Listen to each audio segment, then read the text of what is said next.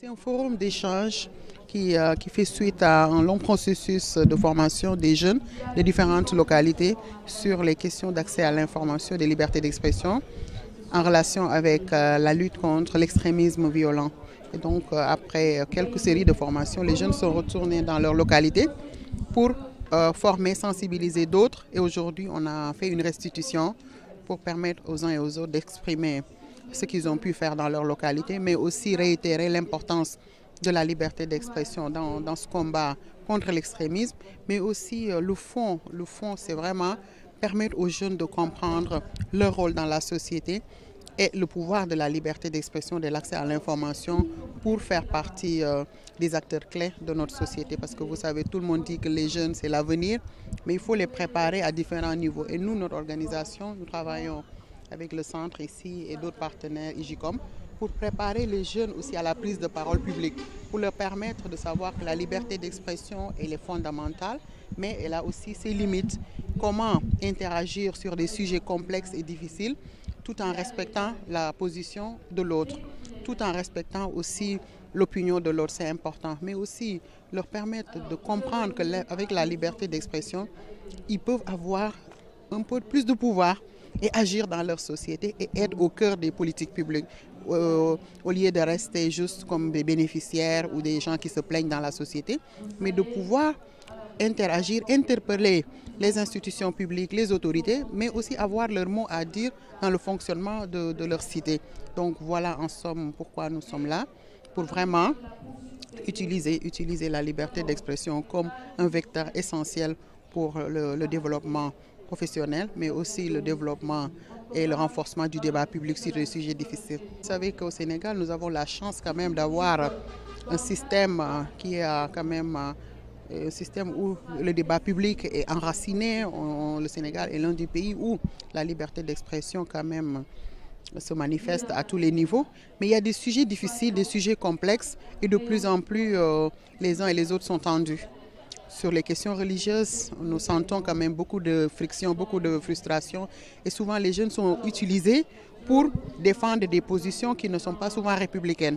Et donc les outils leur permettent de comprendre les enjeux pourraient renforcer et enrichir le débat public sur ces questions importantes dans notre société.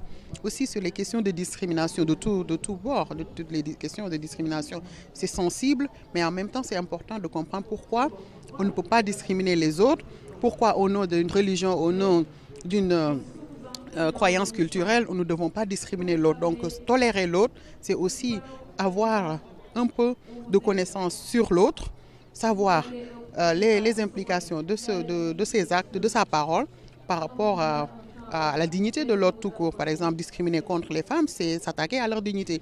Discriminer contre les personnes handicapées et discriminer contre tant d'autres gens parce que c'est des gens aussi qui méritent qu'on les respecte. Et ça, les jeunes doivent commencer à apprendre parce que c'est eux les décideurs de demain. Et lorsqu'ils prendraient les rênes pour édifier des politiques publiques, ils seraient beaucoup plus sensibles à toutes ces couches-là. Donc la liberté d'expression vous permet en quelque sorte de vous préparer et de comprendre l'autre. Nous avons formé déjà 50 jeunes au début qui sont allés dans leur localité former chacun dans son groupe, plus de 5. Aujourd'hui, on a à peu près une centaine. C'est des leaders qui vont faire la restitution et qui vont retourner dans leur localité pour organiser des formations dans 5 collectivités. Et nous pensons pouvoir faire ça autour du Sénégal d'ici la fin. Nous sommes allés dans les différentes municipalités et dans les associations. Et c'était des appels à intérêt. Et les gens qui sont intéressés ont été choisis parmi les jeunes les plus actifs dans les différentes localités en regardant un certain nombre de critères, le niveau d'éducation, l'implication dans la vie de leur société et aussi l'intérêt qu'ils ont sur les questions de droits humains et autres. L'information, c'est le pouvoir. Comme le disait l'autre, c'est l'oxygène de la démocratie. Lorsque vous êtes informé, vous voyez la différence par rapport à une personne qui n'est pas informée. Vous pouvez agir dans votre société, influer sur les décisions, vous faire entendre et vous exprimer librement. Parce que ça vous permet d'avoir plus d'assises qu'une personne qui n'est pas informée.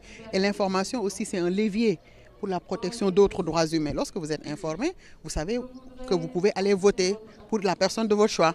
Lorsque vous n'êtes pas informé, vous pouvez être manipulé. Lorsque vous êtes informé, vous pouvez savoir que votre action peut avoir des implications sur l'autre parce que vous avez pu comprendre les enjeux. Alors que lorsque vous n'êtes pas informé, vous pouvez agir contre les autres sans pour autant être conscient. Donc l'information vous prépare à la vie de la société, vous prépare à être un citoyen avisé, mais aussi un citoyen qui compte, un citoyen qui peut faire en sorte qu'il puisse influer sur la vie de sa société et aussi améliorer sa propre vie. Il y a beaucoup d'organisations qui travaillent sur ces questions de violence. Nous travaillons sur les questions de liberté d'expression. Notre rôle, c'est d'informer et d'aviser et aussi de soulever les préoccupations pour permettre aussi à d'autres organisations de pouvoir agir.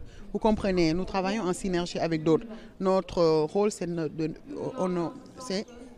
de défendre la liberté d'expression et de renforcer tous ces outils-là pour permettre aux gens de s'exprimer. Donc toutes les personnes qui sont violentées, tous les gens qui sont préoccupés par un certain nombre de choses, faciliter par l'information pour que ces gens-là puissent avoir des voies de recours et aller vers d'autres associations qui sont spécialisées sur ces questions-là. Par exemple, si vous parlez de violence contre les femmes, il y a l'association des femmes juristes et là, l'association des associations qui luttent contre les violences faites aux femmes et les associations aussi qui travaillent sur les questions de mendicité. Donc, en fait, il y a une série d'organisations qui travaillent sur ces questions.